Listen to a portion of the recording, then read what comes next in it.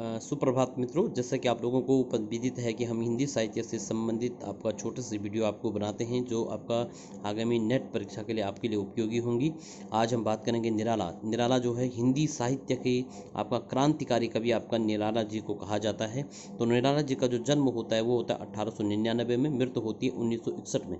जो जन्म होता है ये होता है मैसादल और मेदिनीपुर, कहाँ पड़ता है आपका पश्चिम बंगाल में।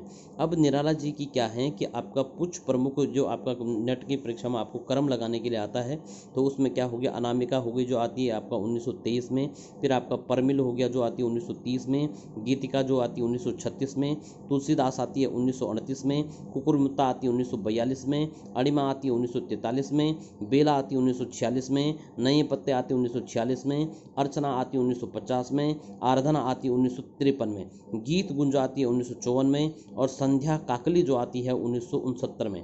तो आपको ध्यान रखना है कि तुलसीदास किसकी है, तो निराला की है। कब आती है, 1929 में। कुकुरमुत्ता कब आती है, आपका 1942 में।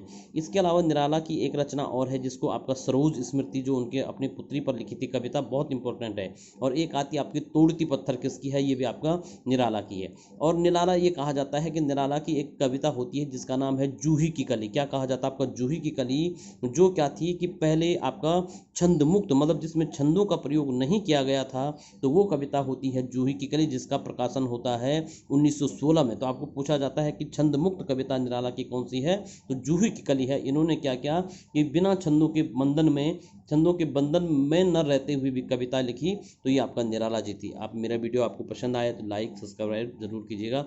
बहुत बहुत धन्यवाद।